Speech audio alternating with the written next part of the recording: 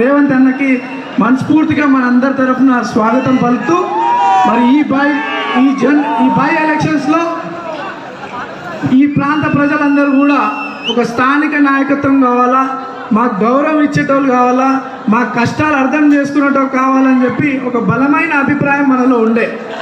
మరి మన అభిప్రాయం మేరకు పెద్దలు ముఖ్యమంత్రి రేవంత్ అన్న, కాంగ్రెస్ అధిష్టానం, మరి మహేష్ అన్న, మీలో ఒకడినైనటువంటి నాకు, మీ కళ్ళ ముందు పెరిగినటువంటి నాకు, మీ బస్తీ పిల్లగానైనటువంటి నాకు ఎంతో నమ్మకంతో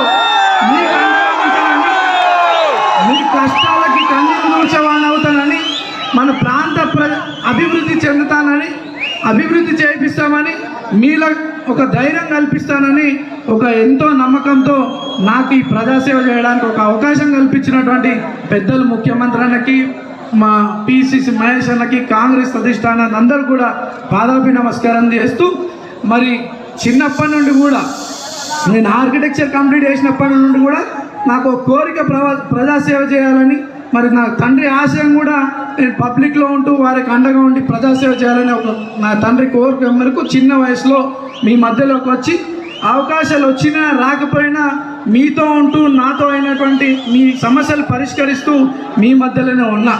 మరి ఈరోజు నాకు 2014లో పోటీ చేసినప్పుడు మంచి మెజారిటీ ఇచ్చి ఆశీర్వదించినారు.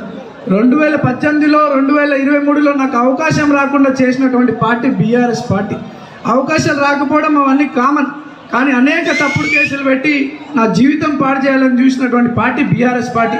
ఒక పక్క సమాజానికి ఉపయోగపడాలనుకున్నటువంటి యువకులని జీవితాలు పాడు చేసే క్రమంలో బీఆర్ఎస్ పార్టీ ఉంటే, ఇంకో పక్కన ఈరోజు సమాజానికి, పబ్లిక్కి, పేద ప్రజలకు అండగా ఉండే యువకులను ప్రోత్సహించాలనే ఉద్దేశంలో, ప్రోత్సహించాలనే ఒక బలమైన నిర్ణయంతో మన ముఖ్యమంత్రి గారు ఉండడం నేనే ఒక ఉదాహరణ అని చెప్పి ఈ సందర్భంగా తెలియజేస్తూ,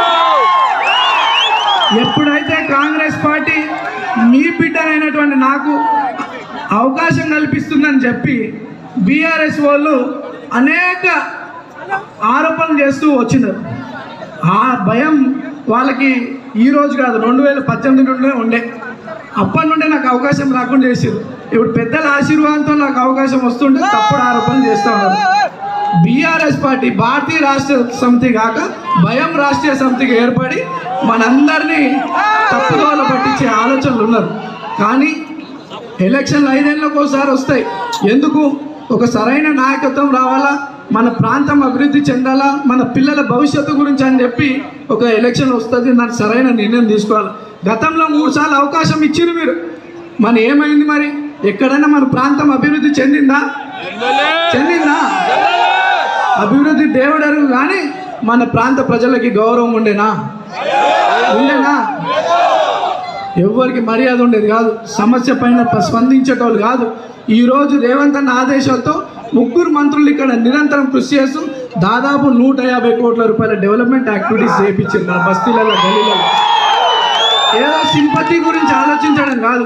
ఈ ఎలక్షన్ అంటే మన జీవితాలతో ముడిపడినటువంటి విషయం, మన పిల్లల భవిష్యత్తుతో ముడిపడినటువంటి విషయం, మన ప్రాంత అభివృద్ధితో ముడిపడినటువంటి విషయం. సరైన నిర్ణయం తీసుకొని అభివృద్ధికి మీరు ఓటేయాలని, ఈరోజు మీ బస్తీ పిల్లగానిగా నాకు అవకాశం కల్పిస్తే, నన్ను ఏ రోజన్నా నన్ను ఒక నవీన్ యాదవ్ 20 ఏళ్ళలో ఒకరిని బెదిరించింది విన్నరా? ఒక్క రూపాయి ఎక్స్ట్రాక్షన్ చేసింది ఎవరైనా విన్నరా? ఏ రోజైనా నేను నా జీవితంలో తప్పు చేయలే. ఈ రోజు నన్ను రౌడీ గుండా అనుకుంటే మీ బిడ్డనైనట్టు నన్ను తప్పు నిందలేస్తుంది. మరి ఏం జవాబిస్తారు వాళ్ళకి? ఏం జవాబిస్తారు? వచ్చే 11 తారీఖు ఇప్పుడు ఎట్లయితే కొన్ని వేల మంది ఈరోజు వచ్చిరో, ప్రతి ఒక్కరు ఇంట్లల్లో పొద్దున్నే లేచి 11 తారీఖు అత్యధిక ఓట్లు వేసి హైయెస్ట్ మెజార్టీ మన ప్రాంతం నుండి, హైయెస్ట్ మెజార్టీతో మనం కాంగ్రెస్ పార్టీని ఈ ప్రాంతంలో గెలిపించుకుంటే మనం రేవంత్ అన్న గౌరవం నిలబెట్టిన వాళ్ళు అవుతాం, మహేష్ అన్న గౌరవం నిలబెట్టిన వాళ్ళు అవుతాం, కాంగ్రెస్ పార్టీ అధిష్టానం వారి గౌరవం నిలబెట్టిన వాళ్ళం అవుతామని చెప్పి సందర్భంగా తెలియజేస్తూ, ఒక్కసారి టిఫిన్ డబ్బాలకు వాటర్ బాటిల్ రాజకీయాలు అంతం చేయండి.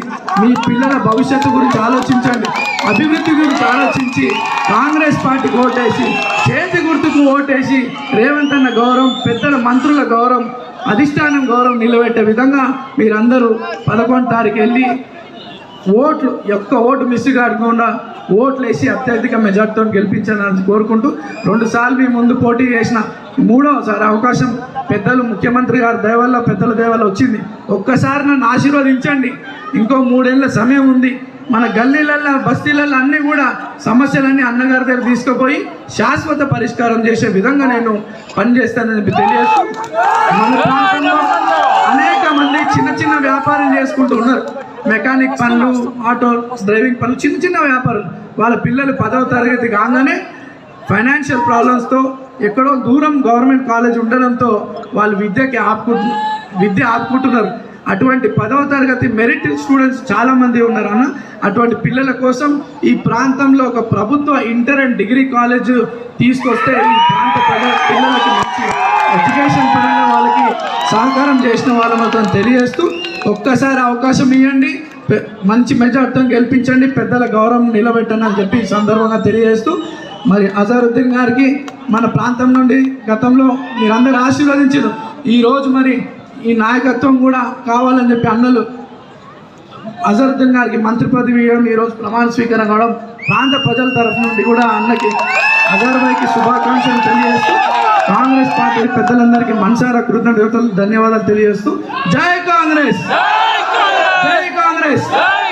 చేతు గుర్తుకే, చేతులు ఎవరు అందరు, చేతు గుర్తుకే, చేతు గుర్తుకే, చేతు గుర్తుకే. రేవంత్ అన్న నాయకత్వం, రేవంత్ అన్న నాయకత్వం. జై కాంగ్రెస్. ఎప్పుడెప్పుడని ఎదురు చూస్తున్నారు మన ప్రియతమ ముఖ్యమంత్రి, మనందరి ఆశ